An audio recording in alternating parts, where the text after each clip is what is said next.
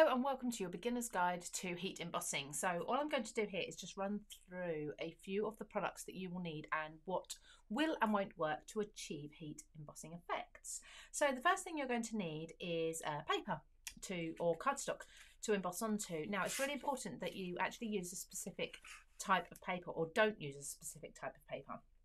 So most cardstocks and pattern papers are absolutely fine to use. Basically what we want to do is we want to stamp onto it, so it needs to be smooth to get a nice image from our stamp, and we want the ink to sit on there and stay wet for as long as possible while we apply the powder.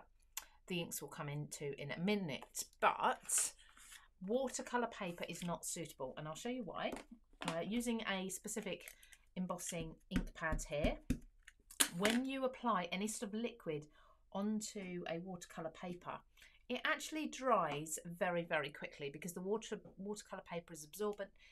It'll suck up the moisture out of that into the paper. So when you apply your embossing powder, what will happen then is you'll tip it off and you'll find that it starts coming off very, very quickly. So I've actually got some bits missing from this image already where it's starting to dry, and that will come away very, very easily.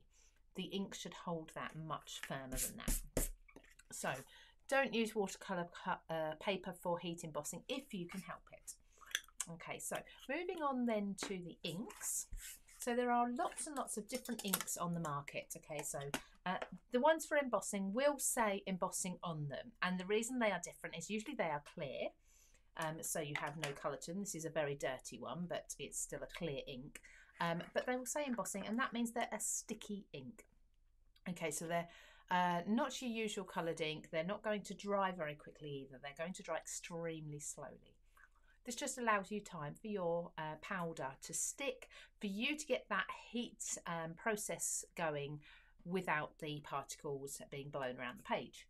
Now, for some of these, you can also get refills as well. So something like this is for this particular brand, and you can then refill it. So you can apply a few drops and smear it into the ink pad there and top that up without having to buy a new ink pad. So just so you know as well, although we've got a distress embossing ink here, these are the two that I tend to use. Your usual distress inks will not work. This is because they are not the sticky ink. These are actually a coloured and water-based ink. I wouldn't recommend anything other than embossing ink, ideally, for embossing onto any surface with. So these won't really work. What will happen is these being water-based, they will dry extremely quickly, and the paper will absorb the moisture again, having the same sort of effect as you get with the watercolour paper. The liquid's going to be absorbed quickly. The powder won't stick for very long at all. It's fine if you're doing a small bit and you're heating it very, very quickly, but otherwise I would never go with anything other than an embossing ink pad. Then the heat gun. So there's lots of different brands of these on the market. This is my Sizzix one. I've got a Paper Mania one. I've got a Sweet Dixie one. I've got a Ranger one. They all work in the same way. They are not a hairdryer. They're very, very different. They are much hotter, but they are also more gentle. So the force that comes out of this is a gentle speed as such, but very, very warm. So do be careful with your hands once you turn it on. Don't put your hands in front of it too much. Some of them come with 2 speeds. Some of them just come with 1, on and off. Simple as that. No other settings on there. So simply you can have it on a gentle speed. You can have it on double the speed, but the heat will be the same, extremely hot. But it will take about 10 seconds or more even sometimes for this to get up to temperature once it's on to be able to heat the powder. So don't panic if your powder isn't melting straight away. Give it 10-15 seconds of holding it on that powder or underneath, which I'll tell you about in another video actually, before you start seeing that change. So just allow it to heat up like so. Then moving on to the powders. I've got a range here, all different brands. So I've got Paper Mania, I've got Wow, I've got the Melt Art one. I think that's Cosmic Shimmer there, all sorts. So many different powders. I've got hundreds at home. There's different styles. So I'll talk about this one in a moment, larger tub. So we've got metallic ones, for example. So we often think of heat embossing as being silver, gold. I've got a copper here. Metallics will also come in a glitter effect and the matte effect. Okay, but essentially, although the powder is matte, Once that's melted, that will look like molten metal, which is really beautiful. Of course, this one here will also look like molten gold, but it will have the tinsel in it, the shimmer in it. So in most brands, you'll get some with glitter and some without. They both work in exactly the same way. You still need that sticky embossing ink to work with them. So you can get some really bright colours as well, some bright mixes. These are my Wow ones. I like these because they're in a nice small tub, so I don't have to buy too much. But with these, what you'll find very often with coloured embossing powders, don't be fooled by the colour on there. When you do apply it, they sometimes appear much, much clearer than that. They get an opacity, transparency to them once they're melted. So best to test that out. Some of them will say that they are opaque. If they are opaque and they say so on the tub, you can expect that to cover most colours of cardstock that you're going on to.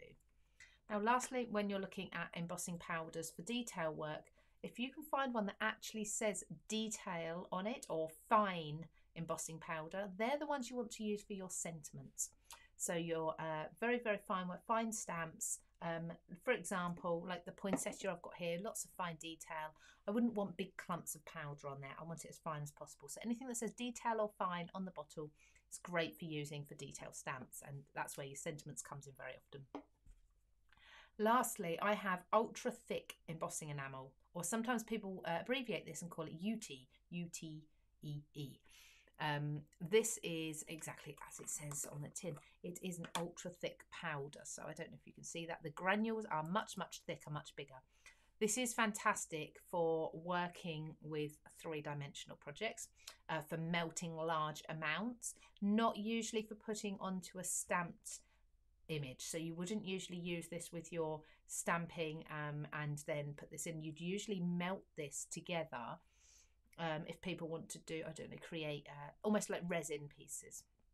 There used to be on the market things called melt pots that this would go into, and we'd melt them down. Some people still use things like a tin foil cupcake container, so the little foil tins there. Put some of this in, heat it from underneath until it's all melted, and then pour it into a mould.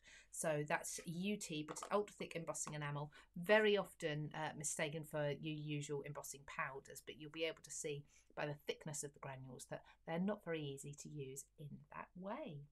So hopefully that has cleared up the very basics of the tools that you will need for heat embossing. You'll really have fun with it.